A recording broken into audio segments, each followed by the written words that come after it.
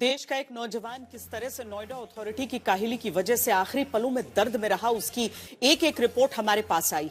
Postmortem report ने युवराज के आखिरी पलों की खौफनाक दास्तान बयान की।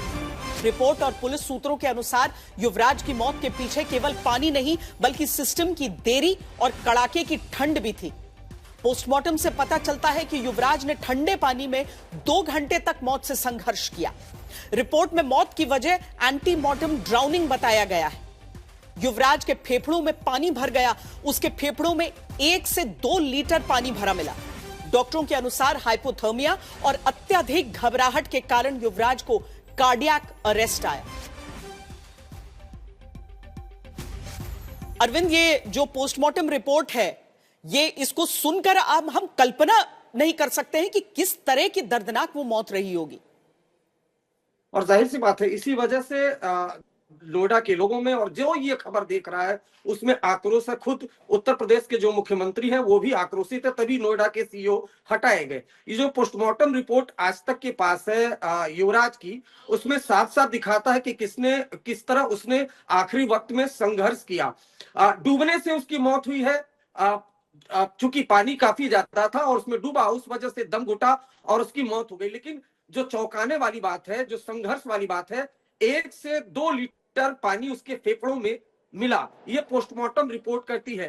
तो जो ये पोस्टमार्टम रिपोर्ट है युवराज की, जिस तरह से ये पूरा हादसा हुआ, उसके संघर्ष की कहानी बताती है और साथ ही साथ ये बताती है कि किस तरह से जो पानी जो हादसे का जब शिकार हुआ कार के समेत, वो पानी के अंदर जब जाता है तो काफी देर तक खुद को बचाने की कोशिश करता है, पिता को कॉल करता है कि मुझे बचाओ, शोर मचाता है, टॉर्च जलाता है और उसके बाद जब रेस्क्यू ऑपरेशन नहीं हो पाता तो उसकी मौत हो जाती है।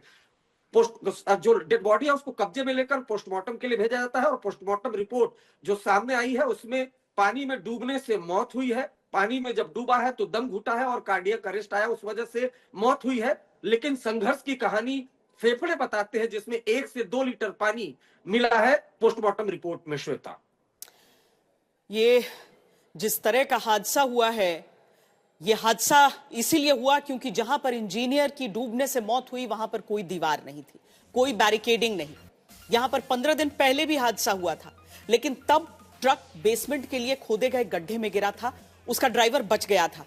इसके बाद से लगातार नोएडा सेक्टर 150 के स्थानीय लोगों ने इस खतरे को लेकर स्थानीय सांसद महेश शर्मा से लेकर नोएडा अथॉरिटी को लिखा, पर कोई कार्रवाई नहीं हुई और 27 साल का युवराज डूब गया।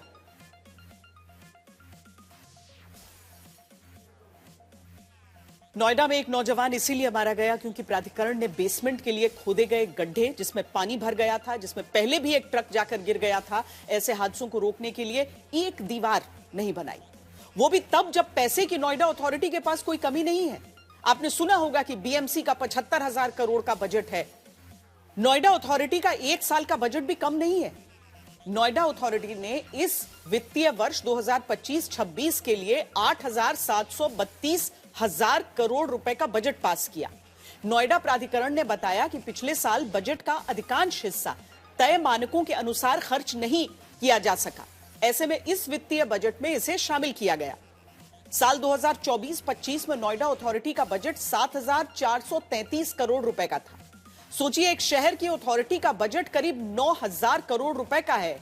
कितनी अमीर है ये अथॉरिटी। यहां पर जो भी अफसर अथॉरिटी का सीईओ बनता होगा वो कितनी अहमियत रखता होगा। नोएडा में इस बार 250 करोड़ रुपए भूमि अधिग्रहण के लिए खर्च किए जाएंगे। नोएडा इंटरनेशनल एयरपोर्ट के लिए 1600 करोड़ रुपए दिए जाएंगे।